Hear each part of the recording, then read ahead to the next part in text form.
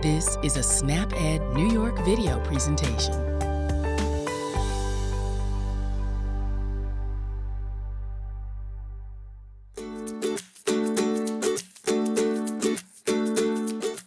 Hello everyone, my name is Wendy Beckman and I'm a registered dietitian with the New York State Office for the Aging and SnapEd New York. Thanks for joining me today on What's Cooking with NYSOFA. Today I'm going to be making a strawberry, white bean, and edamame salad. We'll post the link to the recipe below, and you can also find the recipe on the SnapEd New York website at www.snapedny.org. Before we start cooking, let's look at the My Plate graphic. Here is the fruits and vegetables section of My Plate. Remember that you want to make half of your plate fruits and vegetables every time you sit down to eat. Varying your veggies will ensure that you get the most variety of vitamins and minerals in your diet, so try to eat lots of different vegetables with different colors. You also want to focus on whole fruit. This recipe includes strawberries, so this recipe is a great way to include more whole fruit into your eating pattern. Whole fruits include fiber, something that is missing in fruit juice. So even though 100% fruit juice can be included in a healthy diet, eating whole fruit will give you the benefit of fiber, which is often an overlooked nutrient that is so important for gut health. This recipe is a great way to include both fruits and vegetables on your plate. Make sure you stick around until the end so you can find out what delicious recipe I'll be making next month. So let's get into making this strawberry, white bean, and edamame salad. Before you start cooking, remember to wash your hands with soap for at least 20 seconds or use an alcohol-based hand sanitizer before you start cooking. For this recipe, we need to make the salad and we also need to make the dressing. First, I'm going to list the ingredients for the vinaigrette. Here is 1.5 cups of strawberries. For the vinaigrette, I recommend that you use frozen strawberries, and I actually put these in a blender.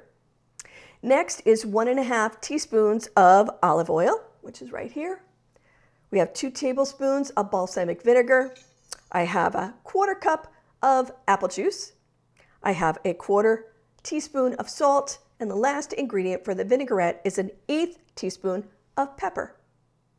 The ingredients for the salad are 1.5 cups of shelled edamame, 1 15-ounce can of white beans. Look for the low sodium varieties at your store, and I'm using cannellini beans. This is 1/2 of a red onion chopped. Now, the recipe calls for fresh basil. I didn't have that, so I'm using dried. This is 1 tablespoon of fresh basil. If you use fresh, use 2 tablespoons. This is 1/2 cup of crumbled feta cheese. This is a low-fat variety, and it's actually one of my favorites. I use it all the time. And last, we need 6 cups of baby spinach. Now, I'm going to put the salad together first. The instructions in the recipe says to cook the edamame according to the package directions. Now, I'm using frozen shelled edamame. For this salad, I've defrosted the edamame in the refrigerator prior to using it. Now, since it's a frozen product, the cooking directions say to heat it in the microwave or boil it. Now, this is a pre-cooked item, so it is safe to defrost it in the refrigerator and then use it on your salad cold, and that is what I've done here. You don't want to defrost any items on your kitchen counter, as this can keep food at a temperature zone higher than 40 degrees Fahrenheit for too long of a period of time, and that can cause the growth of too much harmful bacteria, which can result in food poisoning. And if you've ever had food poisoning, you know you want to avoid it. Defrosting food in the refrigerator ensures that the food stays at 40 degrees Fahrenheit or less during the defrosting process, which minimizes the growth of harmful bacteria. So if you cook your edamame first, you'll need to cool it prior to putting it in the salad. And again, you want to place it in the refrigerator to cool completely before you use it. Now, I'm going to use a very large bowl here because I have to mix everything up. So first I'm going to add the edamame. So I'm going to put together the salad first. First, we're going to put in the shelled edamame. Like I said, this is a frozen product, so already cooked. Edamame is soybeans. Soy is an excellent source of protein. Soy is one of the few complete forms of plant-based protein. Soy is also a good source of fiber. So adding edamame to the salad is a great way to keep you feeling full longer with both protein and fiber. Next, we're going to add the white beans. White beans also are a really nice, good source of fiber. And like I mentioned with the edamame, fiber helps to keep you feel full longer. Next, we're going to put in the chopped red onion. And this is sort of in like 1/4-inch pieces. You can leave it larger if you want to. Next, I'm going to put in the basil. Like I said, I'm using dried basil, so only 1 tablespoon of that. If you use fresh, you're going to use 2 tablespoons. And last, we're going to put the feta cheese on top. Let's get that out of there. The last thing we're going to add is the spinach and some of the strawberries. So you can chop your spinach first if you want to. You can remove some of the stems. I already had chopped up the spinach, so I'm just going to dump it in here. And then I'll add the strawberries last before we mix it up. Now, spinach is a great source of vitamins A and K and minerals, magnesium, iron, and calcium. So now all the ingredients are in the bowl. We're going to mix them together. I have a pair of tongs here. It's kind of a good way to mix the salad together so that we don't crush that spinach and the spinach leaves. As you can see, the spinach takes up a lot of room, which is why I put it in this very large bowl. But now we can see some of the beans coming through, the edamame and the white beans, and some of those onions, the purple onions. That looks pretty good. Okay. Like I said, I decided that I wanted to add some fresh whole strawberries to my salad instead of using the strawberries in the vinaigrette. So I'm going to dump these in right now. This is about 1.5 cups for fresh strawberries.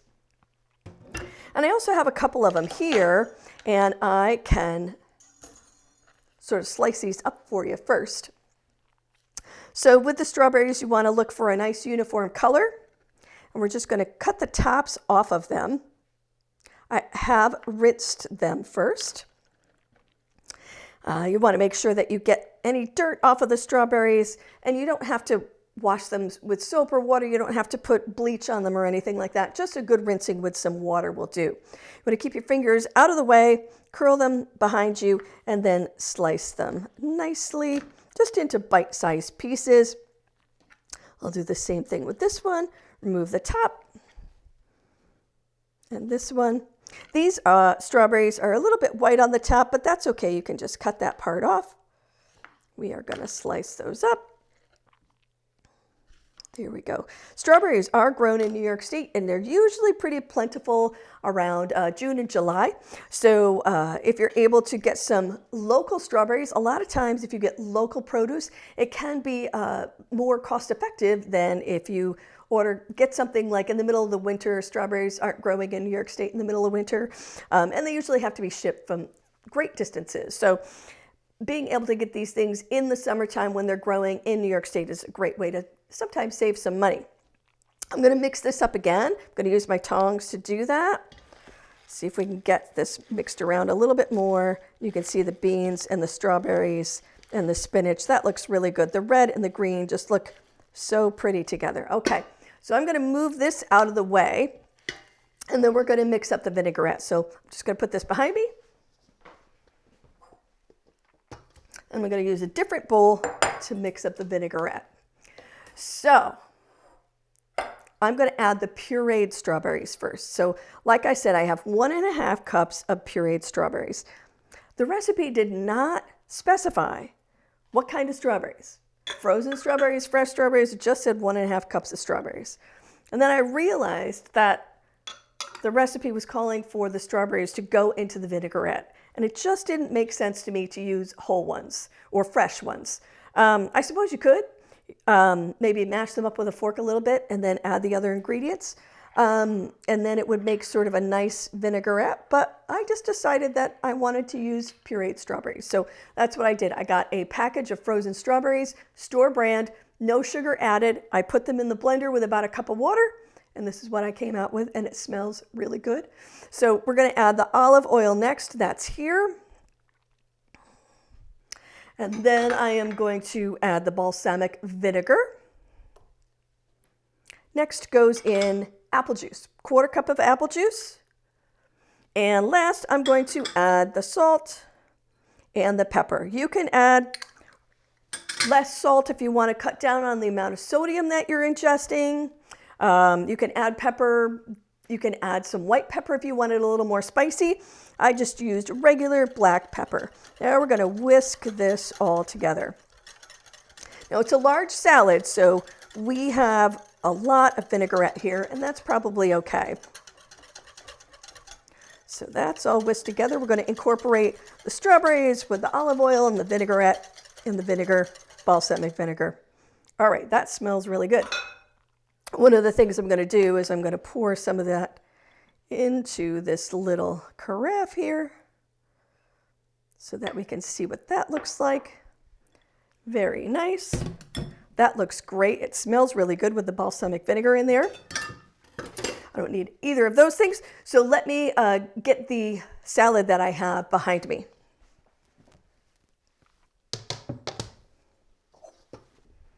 I'm going to take this salad, we're going to put it in a nice bowl so that we can see all of these colors. Oh, that looks really good. There's a lot of different things in there, a lot of colors, which is really nice. Like I said, when you want to vary your veggies, you want to get as many different colors as possible because a lot of the health benefits from the vegetables are in the pigments that are in the food. So the red in the strawberries, the green that's in the spinach, the purple that's in the red onion, all of those things actually have health benefits. And that's one of the reasons why you want to vary your veggies and you want to look for different colors, as many different colors as possible. There, that looks really nice. I love the red and the green together. I think that's beautiful. There we go. All right, great. So once it's all combined, you can pour the vinaigrette over the salad, but you want to wait to add the dressing just prior to serving it. So here you can see, like I said, beautiful colors. I really like the strawberries and the spinach combination. I think the red and green looks beautiful together. It makes a refreshing and beautiful salad. I hope that this recipe gave you some more ideas on how to include more fruits and vegetables in your diet. If you've never tried edamame, I hope this recipe inspires you to give it a try. Don't forget to join me in June while I'll be making a bulgur and chickpea salad. This salad sounds like it will be a great healthy dish to bring to a cookout. I'll be back with another edition of What's Cooking with NYSOFA on Friday, June 27th at 12:30 p.m. right here on the New York State Office for the Aging Facebook page and the New York State Office for the Aging YouTube channel, where you can find out more ways to save time, save money, and eat healthy. If you're watching on YouTube, make sure that you like and subscribe and hit that bell so that you'll get a notification when we post our next delicious recipe. This presentation was funded by the U.S. Department of Agriculture. This institution is an equal opportunity provider. Have a great day, everyone. See you next time.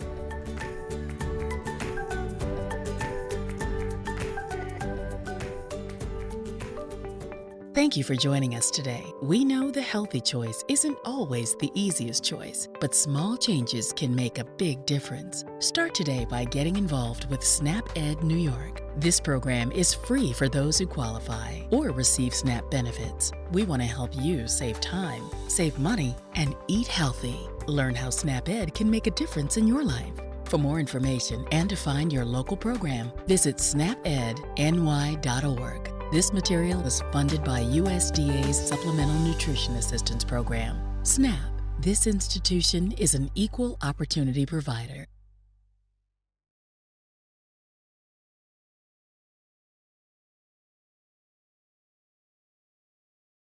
Hi, I'm registered dietitian Wendy Beckman, host of What's Cooking with NYSOFA.